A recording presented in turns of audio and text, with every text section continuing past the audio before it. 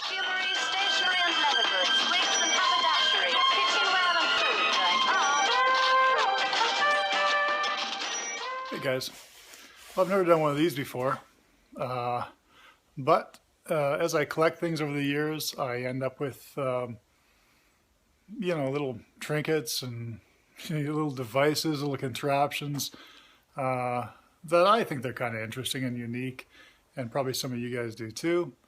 And maybe some of the younger folks won't know what they are, and likely some of the younger folks won't know, and older folks likely will know. And sometimes I buy, something for a couple bucks in a pile, and I don't know what the heck it is, and I get it home and I start looking into it. But anyway, I got a couple things today that I thought I would show you. No, not big extravagant things. This one item ran me a couple dollars, and then the other items were free. I dug them out of the ground.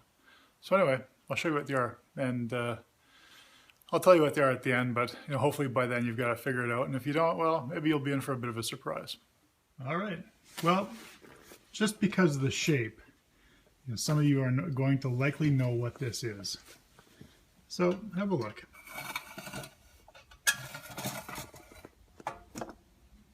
It's the same on both sides.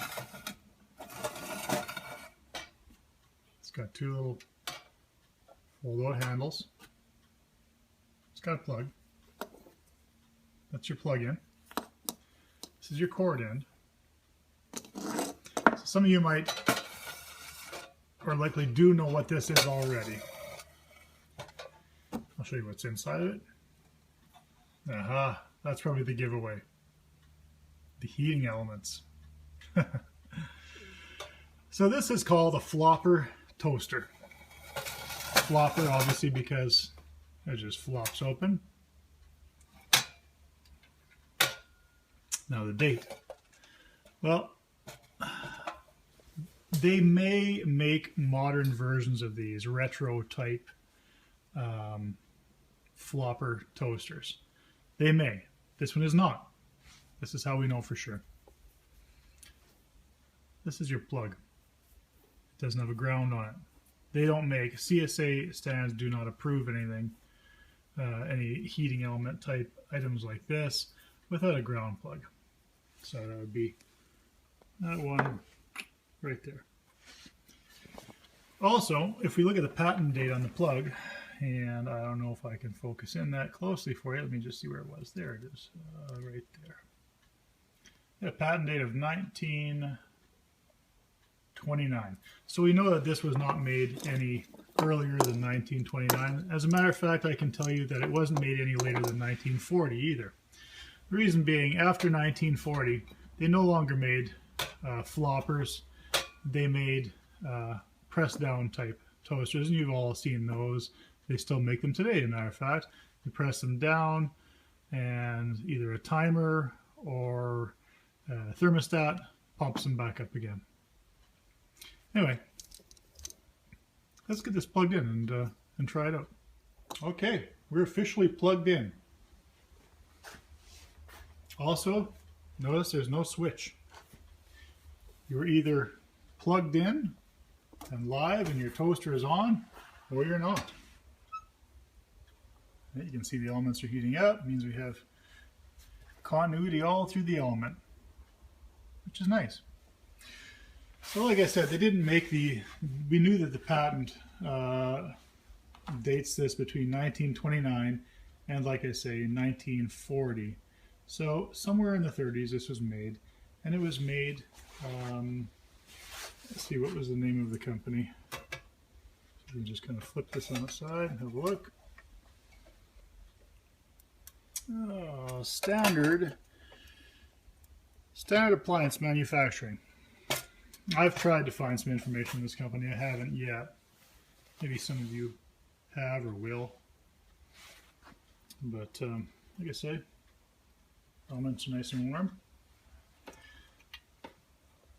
So when you're making toast, some of you have already figured this out. You have to put your bread in. Let's see if I got everything in the shop. You got a piece of bread. Just put your piece of bread in.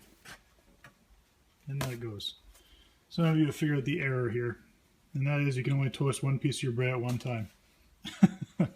And there's no timer, so you really don't know how long this is going to take. So just close this up. And yeah, there's no alarm. I don't know what people would do nowadays without it popping up, or I guess basically what you do is once the smoke starts pouring out of it, I guess you'd know your toast was done. Close this one up. Let's have a look, see what's happening. No, nothing yet.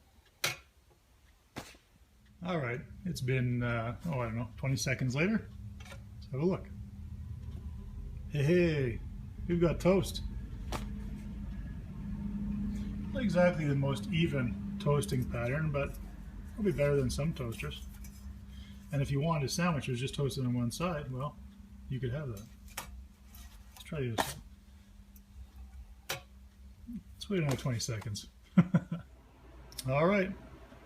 I guess 20, 30 seconds has passed. You could probably have an egg timer, you know, a little SAM type timer. Or an electric timer nowadays, I suppose that would work too. Huh. Look at that. Something so simple as toast, huh? Anyway, that's one of the things I got. Let's unplug this. That's one of the things I have. Something else I have.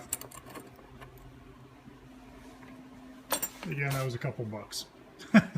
Good for just the conversation's sake, and you know what I'll probably do is I'll probably get my daughter and my son to try figuring out how to use it, and that should be entertaining also, while the house fills with smoke. Anyway, nails. I picked up a few different sizes of nails. I was excavating through an old burned down house, and I dug up a bunch of these nails.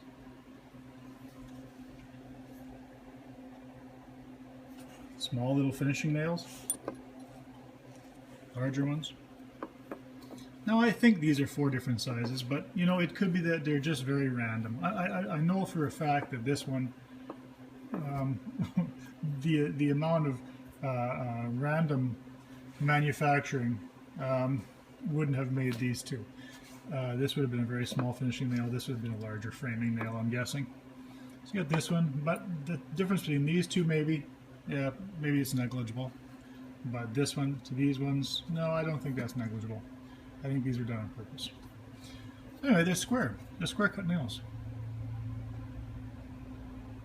What do I know about square cut nails? I don't know a whole lot, other than I can tell you that after 1890, they did not make square cut nails any longer. That seemed to be the cutoff. 1890, 1889 was the cutoff for making square nails. And that's because there was a process developed for making nails in a far faster, with a far faster manufacturing method. These were made by hand. These were pounded out, the heads were shaped, everything was heated and pounded out and made by hand. So that's why a lot of the old timers that you see around, they actually still save nails. You see a lot of old guys kicking around 80, 90 years old. Probably anyone in their 60s, they wouldn't care about this, but you know, any of the real old timers, they save nails. And that's because nails like this were very expensive.